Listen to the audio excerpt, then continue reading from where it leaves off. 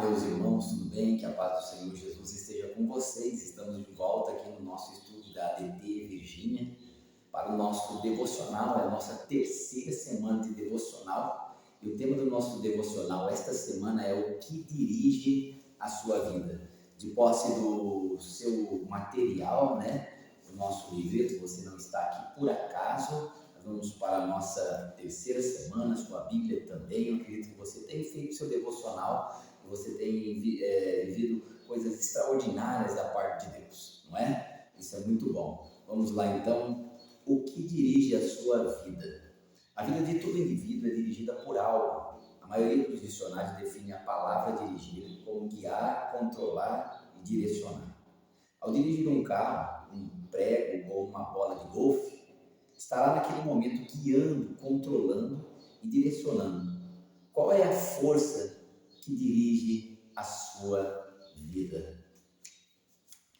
No nosso devocional de hoje, a pergunta que nós precisamos responder para nós é: o que tem influenciado a sua vida? Nós temos pelo menos 5 coisas que o nosso devocional vai apresentar para nós, que geralmente controla a vida das pessoas. A primeira dela é aquelas pessoas que são dirigidas pela culpa. Elas vivem tentando fugir de si mesmas, são manipuladas por suas lembranças e o passado controla o seu futuro. Pessoas dirigidas pela culpa, elas não conseguem viver o propósito de Deus. Mas eu quero te dizer uma coisa: o propósito de Deus não é limitado por causa do seu passado. Deus quer te dar um novo começo. Olha que coisa linda, o Salmo de número 32 e versículo 1 vai nos dizer aqui na palavra de Deus. Ele diz assim: bem-aventurado aquele cuja transgressão é perdoada, cujo pecado é coberto. Olha que coisa linda a mensagem de Deus para nós hoje. A segunda tipo de pessoa que tem a sua vida dirigida por algo são as pessoas que são dirigidas e controladas pelo rancor. Elas têm a sua mente consumida pela raiva, pelo rancor e não conseguem liberar o perdão. Esse tipo de pessoas, eles causam mal a si mesmo e também aos outros. Mas Jesus tem uma nova vida para você. Ele quer curar o seu coração. Quem te feriu lá no passado só pode continuar a te ferir e a te magoar por meio do ressentimento e ficar desgostoso e amargurado leva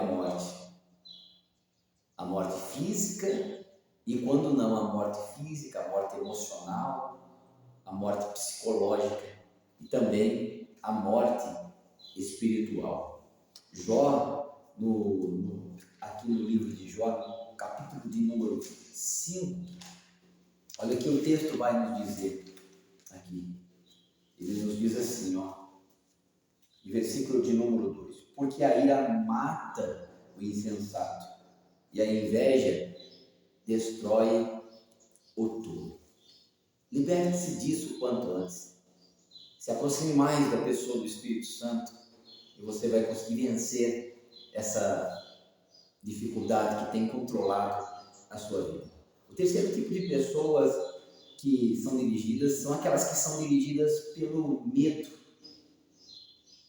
Talvez você viveu experiências traumáticas na sua vida e esse tipo de experiência que você viveu te impede de viver a vida proposta por Jesus.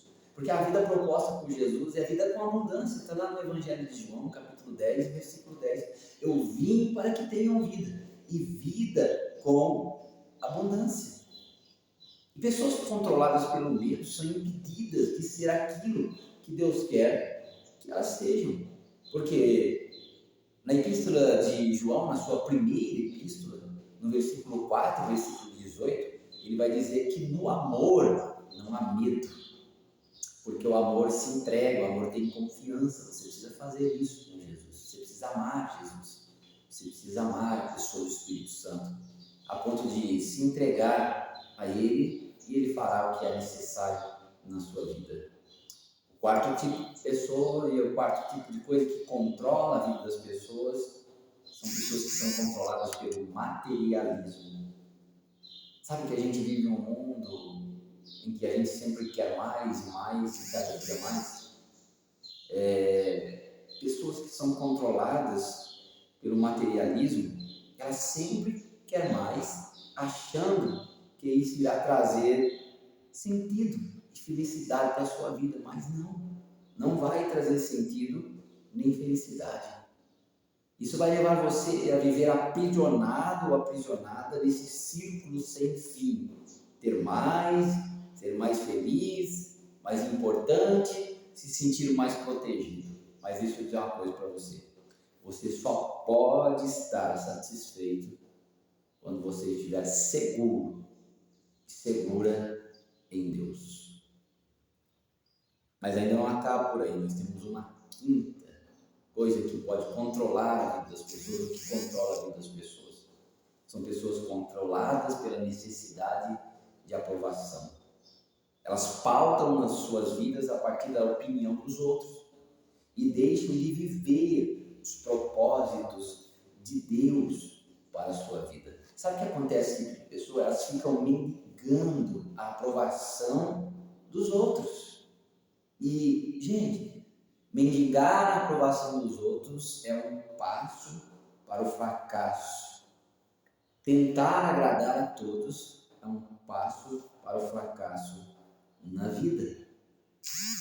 Não viva e não permita que a sua vida seja dirigida pela necessidade de aprovação.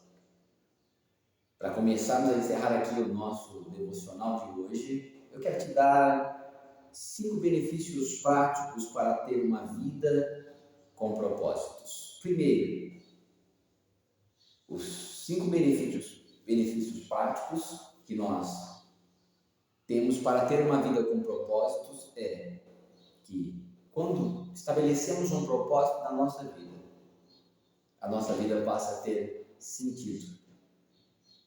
2, quando temos um propósito, estabelecemos um propósito na nossa vida, a nossa vida é simplificada.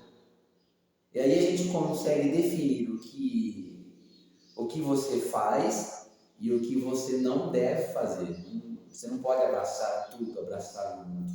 Terceiro, uma vida com propósito direciona a nossa vida.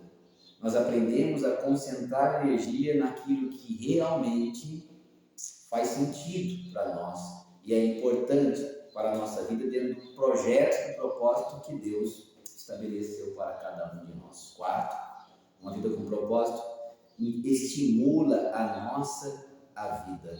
E o propósito produz entusiasmo para viver. E 5, uma vida com propósito te prepara para a eternidade. Você não foi posto na terra para ser lembrado ou lembrada. Você foi posto aqui na terra para se preocupar com a eternidade. Que o Senhor Jesus nos abençoe. Que o Senhor Jesus abençoe a sua vida, a sua casa e a sua família. E eu espero um feedback de você. Como tem sido para você esses devocionais? O que Deus tem gerado no seu coração, tem falado? O que tem mudado na sua vida? Eu espero uma resposta de você. Vamos lá para as nossas 3 interrogações dessa semana?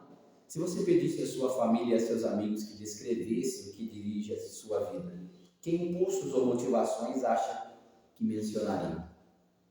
Segundo, por que, em sua opinião, a maioria das pessoas não é dirigida e guiada pelo propósito de suas vidas?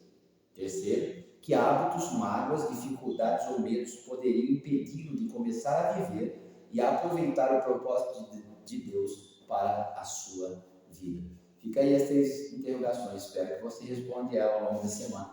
Deus te abençoe. Até a próxima. Tchau.